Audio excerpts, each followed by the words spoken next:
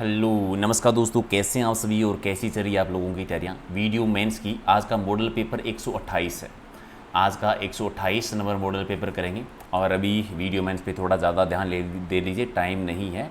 जितना ज़्यादा हम रिवीजन कर सकते हैं करेंगे। तो 10 मिनट का टाइम मिलेगा और टॉप आज 55 क्वेश्चन के आपको आंसर देने हैं। इससे पहले वाले टेस्ट नहीं देखे हैं तो प्ले लिस्ट में जाके देख लेना। PDF सारी आपको मिलेगी टेलीग्राम पर, जिसका लिंक है प्रहलाद सारण सर के नाम से। इसके अलावा अगर आप वीडियो मेंस की बहुत अच्छी सी तैयारी करना चाहते हैं तो एक बहुत बढ़िया वाली आपको टेस्ट सीरीज़ मिलेगी। एक ऐप है एग्जाम नगरी के नाम से, डाउनलोड कर लेना। इस प्रकार का आपको लोगो दिखेगा जहाँ पर आपको 20 मॉडल पेपर मिलेंगे, 30 टॉप टॉपिक जिनके आपको 100 क्वेश्चन की टेस्ट और 20 प्रैक्टिस सेशन आपको एग्जाम से पहले इसी महीने में सारा स्टडी मटेरियल आपको मिल जाएगा इसी महीने में, ताकि आप बार बार इसका रिवीजन कर सकते हैं। तो आज ही डाउनलोड कर लेना और रिव्यू देखो जरूर बताना कि कैसा लगा आपको। ठीक है, तो कर दो भी लाइक शेयर और फिर करते हैं शुरुआत। क्वेश्चन से पहला है कि अलवर को अन्य किस नाम से जाना जाता है।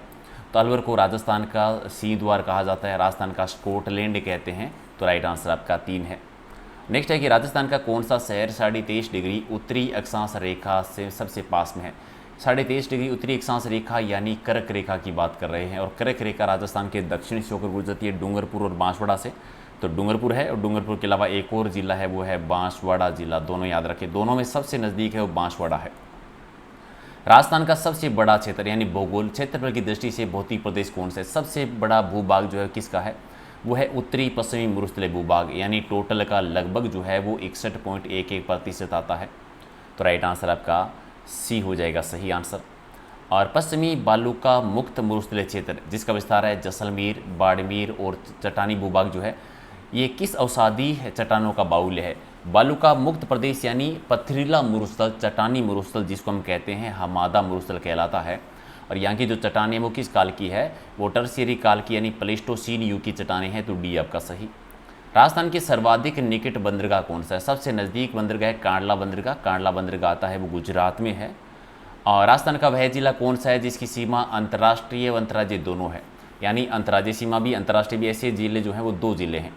एक तो है बाड़मेर जिसकी सीमा जो है गुजरात के साथ लगती है प्लस पाकिस्तान के साथ भी लगती है। गंगानगर है जिसकी सीमा पंजाब के साथ भी लगती है प्लस पाकिस्तान के साथ भी लगती है।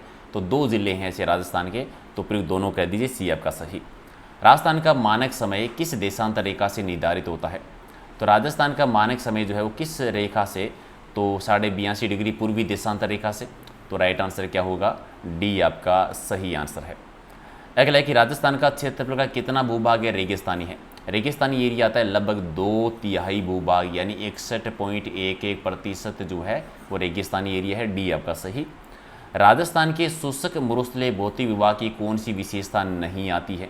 कौन सी विशेषता नहीं है, न्यूनतम तापांतर नहीं है, ज़्यादा तापमान है कम नहीं है, रेतीली बलुई मिट्टी है सही है, शुष्क विषम जलवायु ये भी सही है, ढलान है वो उत्तर पूर्व से दक्षिण पश्चिम की ओर है ये भी सही है। तो गलत जोड़ा हो गया आपका, 1 नंबर आपका जोड़ा गलत है। राजस्थान के किस जिले की सीमा सर्वाधिक जिलों से मिलती है। सर्वाधिक सीमा मिलती है पाली जिले की। कितने जिलों से, 8 जिलों के साथ सीमा बनाता है। राजस्थान की स्थलीय सीमा है वो कितने राज्यों से स्पर्श करती है। टोटल 5 राज्यों के साथ सीमा लगती है। ऊपर पंजाब, पंजाब से हरियाणा, फिर यूपी, फिर MP, फिर गुजरात के साथ सीमा लगती है, 5 राज्यों के साथ। अगले राजस्थान के किस जिले में रन का बाहुल्य है। रन जो है ज़्यादा पश्चिमी राजस्थान में यानी जैसलमेर वाले एरिया में, 1 आपका सही। और रेगिस्तान का मार्च क्या होता है। रेगिस्तान का मार्च यानी रेगिस्तान का बढ़ना, आगे की ओर बढ़ना, रेगिस्तान का किन्हीं कारणों से आगे की ओर बढ़ना। और रेगिस्तान को मरुस्थल को पूर्वी दिशा में बढ़ने से कौन रोकता है, अरावली पर्वतमाला जो है इससे रुकावट का काम करती है।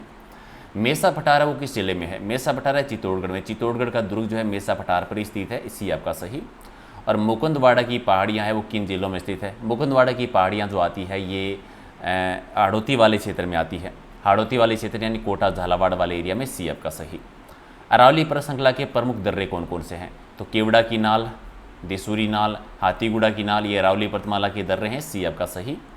और राजस्थान की सबसे ऊंची चोटी गुरु शिखर है वो गुरु शिखर है कहाँ पर, गुरु शिखर आबू पर्वत सिरोही में। टोटल इसकी ऊंचाई है वो है 1722 मीटर और 1727 दोनों ही सही हैं। राजस्थान का कौन सा राष्ट्रीय राजधानी क्षेत्र का हिस्सा है। राष्ट्रीय राजधानी क्षेत्र में आता है अलवर। राजस्थान का स्कॉटलैंड, सिंह द्वार, बी आपका सही। और जरगा पर्वत है किस जिले में आता है। जरगा की पहाड़ियाँ उदयपुर में है, झीलों की नगरी में है, तो बी आपका सही है। नेक्स्ट है कि बनास बेसिन की ढाल किस ओर है। बनास नदी जो कि खमनोर की पहाड़ियाँ राजसमंद से निकलती है, इसकी ढलान जो है पूर्वी दिशा की ओर है, क्योंकि बनास नदी किस तरह से बहती है, राजसमंद से निकलने के बाद में सवाई माधोपुर की साइड में बहती है, तो राइट आंसर आपका एक है। और गोगुंदा के पठार से होकर बहने वाली नदी कौन सी है। गोगुंदा के पठार से बनास नदी बहती है, बनास नदी एक आपका सही। और चंद्रभागा नदी किस किनारे बसा शहर है। चंद्रभागा नदी है वो झालापाटन जो है वो इसी के किनारे पर है, झालापाटन जिसे घंटियों का शहर कहते हैं। चंद्रभागा पशु मेला भी बढ़ता है झालावाड़ जिले में, तो राइट आंसर आपका सी हो जाएगा। मानसी वाकल नदी का उद्गम कहाँ से होता है। मानसी वाकल नदी का जो उद्गम होता है फुलवारी की नाल अभियान से, ठीक है, गोगुंदा की पहाड़ियों से होता है, फुलवारी की नाल अभियान से गुजरते हैं, डी आपका सही। रणकपुर जैन मंदिर है वो किस नदी के किनारे है। रणकपुर के जैन मंदिर है पाली जिले में, धरणक शाह ने इसका निर्माण करवाया था, धरणक शाह ने राणा कुंभा के टाइम पर, और ये मथाई नदी के किनारे पर है, डी आपका सही है। राजस्थान के किन जिलों में कोई भी नदी नहीं है। चूरू और बीकानेर दो ऐसी जिले हैं जहाँ पर कोई भी नदी नहीं है। अगला है कि बनास नदी का उद्गम कहाँ से होता है। खमनोर की पहाड़ियाँ राजसमंद से होता है, वन की आशा जिसे हम कहते हैं, और 480 किलोमीटर लंबी है, राजस्थान में पूर्णतः बहने वाली सबसे लंबी नदी है ये। कर्क रेखा को 2 बार पार करने वाली नदी कौन सी है, तो माही नदी है। माही नदी निकलती है एमपी के मेहंद झील से और राजस्थान में प्रवेश करती है खांदू में, खांदू बांसवाड़ा में, और बांसवाड़ा की बोरखड़ा में माही बजा सागर बांध बना हुआ है। बालोतरा के बाद में लूनी नदी का जल है वो खारा हो जाता है, और खारा होने का रीज़न क्या है। खारा होने का रीज़न है कि इस पर्वत क्षेत्र में लवणीय मिट्टी का विस्तार है, लवणीय मिट्टी का विस्तार बाड़मेर जालौर में ज़्यादा है राजस्थान में, तो डी आपका सही। और बुद्ध झील कहाँ पर है। बुद्ध झील है जैसलमेर में। एक नदी है कांतली नदी, सॉरी काकनी नदी, काकनी नदी को ही कहते हैं मसूरदी नदी, और इसी नदी से है वो झील का निर्माण होता है जैसलमेर में। राजस्थान में खारे पानी की झीलें हैं वो किस महासागर के अवशेष मानी जाती हैं, तो टेतीस सागर के अवशेष। एक तो राजस्थान का थार का मरुस्थल और खारे पानी की झीलें जो है वो टेतीस सागर के अवशेष हैं, तो राइट आंसर आपका क्या हो जाएगा, बी आपका सही है।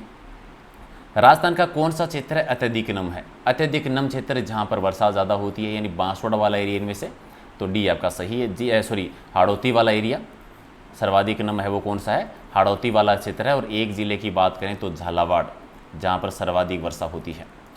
ओके, राजस्थान में शीतकाल में होने वाली वर्षा निम्न में से किस कारण से होती है। शीतकाल में जो वर्षा होती है पश्चिमी विषयों से होती है, इसे स्थानीय भाषा में कहते हैं मावट। किसके लिए लाभदायक होती है, ये रबी की फसल के लिए लाभदायक होती है। कपास की कृषि के लिए काली मिट्टी आदर्श क्यों मानी जाती है। काली मिट्टी इसलिए क्योंकि काली मिट्टी की अधिक आर्द्रता गहराई होती है, यानी नमी बनाकर रखने की क्षमता जो है सबसे ज़्यादा होती है।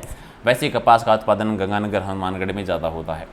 राजस्थान में मृदा अपर्दन के लिए सर्वाधिक उत्तरदायी कार्य कौन सा है। देखो मिट्टी का अपर्दन है वो जल से भी होता है और वायु के द्वारा, सर्वाधिक है वो वायु है, जल से भी होता है जो कि चंबल नदी से ज़्यादा होता है हाड़ौती वाले एरिया में, और वायु के द्वारा जो होता है पश्चिमी राजस्थान में ज़्यादा होता है। नेक्स्ट है कि किस मिट्टी में लौह तत्व की मात्रा अधिक होती है। जिस मिट्टी में लौह तत्व की मात्रा ज़्यादा होती है वो मिट्टी लाल रंग की होती है, यानी लाल दोमट मिट्टी, सी आपका सही। और समिति जिसकी सिफारिश प्रदेश में पंचायती राज लागू किया गया था वो थी बलवंत राय मेहता समिति, जिसकी अध्यक्षता बलवंत राय मेहता जी ने की थी, डी आपका सही। ग्राम पंचायत में सरकारी अधिकारी कौन होता है, जिसकी आप तैयारी करें, ग्राम सचिव, यानी डी आपका सही।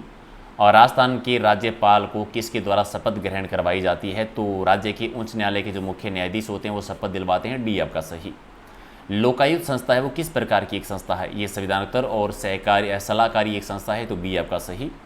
और राजस्थान के किस जिले में जिले की जनसंख्या के अनुपात में सर्वाधिक लोग कार्यरत है। कार्यशील जनसंख्या सर्वाधिक है प्रतापगढ़ में, और अगर आपसे पूछे कम कहाँ की है तो कम है वो जयपुर की है, तो राइट आंसर बी है। राजस्थान राज्य उपभोक्ता संरक्षण आयोग के पहले अध्यक्ष कौन रहे थे। पहले अध्यक्ष बने थे करसनमल लोढ़ा जी, यानी सी आपका सही। और अनुसूचित जनजाति की जनसंख्या का जिले की कुल जनसंख्या के अनुपात में किस जिले में न्यूनतम है, सबसे कम है नागौर में, सर्वाधिक बांसवाड़ा में। और राजस्थान में जनसंख्या घनत्व के कम होने का मुख्य कारण क्या है। जनसंख्या घनत्व कम होने का मेन रीजन है कि थार का रेगिस्तान और मध्यवर्ती पहाड़ी क्षेत्र जो है, हालांकि जनसंख्या घनत्व सर्वाधिक है, पूरी मैदानी भूभाग में ज़्यादा है। किस क्षेत्र में लिंगानुपात क्या करता है, किसी भी क्षेत्र का लिंगानुपात क्या व्यक्त करता है कि उस क्षेत्र में हजार पुरुषों के पीछे महिलाओं की संख्या कितनी है, स्त्रियों की संख्या कितनी है, यही व्यक्त करता है, डी आपका सही। राज्य की क्षेत्र की दृष्टि से सबसे बड़ी पंचायत समिति कौन सी है, सबसे बड़ी पंचायत समिति है सम पंचायत समिति एरिया के मामले में, जो कि जैसलमेर में है। राज्य में सर्वाधिक जनसंख्या वाली तहसील कौन सी है, सर्वाधिक जनसंख्या वाली तहसील तो जयपुर ही है, एक आपका सही। और राजस्थान में बर्ड विलेज के रूप में मशहूर कौन सा है, बर्ड विलेज है वो मीनार, मीनार है उदयपुर में। और नगर वन उद्यान योजना लागू की गई थी कहाँ पर, ये अजमेर, जयपुर, कोटा तीनों में है, तो डी आपका सही। और रतनगिरी कन्या वन कहाँ पर है, ये बना हुआ है उदयपुर में, झीलों की नगरी में। और राजस्थान में पहले बायोडीजल पार्क का उद्घाटन कहाँ पर किया गया? पहला बायोडीजल पार्क जो है ये कहाँ पर? सज्जनगढ़ में। बी आपका सही। घड़ियालों की प्रजाति को संरक्षित करने के लिए कौन सा अभियान प्रसिद्ध है? घड़ियालों की प्रजाति के लिए राष्ट्रीय चंबल अभ्यारण्य। सी आपका सही। नेशनल बांस मिशन के अंतर्गत कौन सा जिला शामिल नहीं है? जालोर नहीं है, बाकी करौली, बांसवाड़ा, भीलवाड़ा तो आते ही हैं। ओके, धोकड़ा क्या है? धोकड़ा वृक्ष है, धोकड़ा वन सर्वाधिक आपको याद है। और राजस्थान में दर्रा अभ्यारण्य कहाँ पर है? दर्रा अभ्यारण्य झालावाड़ जिले में। सी आपका सही। और 55 कि राजस्थान में 50% से अधिक वन क्षेत्र श्रेणी किस श्रेणी के वन है? तो सर्वाधिक जो है वो किस प्रकार के रक्षित वन आते हैं? एक आपका सही है। तो ये थे 55 क्वेश्चन। कितने सही किए कमेंट करके बताओ। और रात को डेली 8 बजे लाइव होता है तो वो तो ज्वाइन करना ही है। पीडीएफ आप टेलीग्राम से ले सकते हो। ये सीरीज़ हम रिवीजन के लिए करते हैं, इसीलिए थोड़ा सा स्पीड के साथ करते हैं। वीडियो मेंस की तैयारी अगर आप थोड़ा सा अच्छे से करना चाहते हैं तो डाउनलोड कर लेना एग्जाम नगरी, जहाँ पर आपको 5000 से भी ज़्यादा क्वेश्चन मिलेंगे। 15 मॉडल पेपर प्लस 5 और 30 टॉपिक वाइज टेस्ट सीरीज और 20 प्रेटी सेशन। ठीक है, तो डाउनलोड कर लेना और रिव्यू देकर बताना कि कैसा लगा आपको। तो मिलते हैं अगले वीडियो में। Thank you.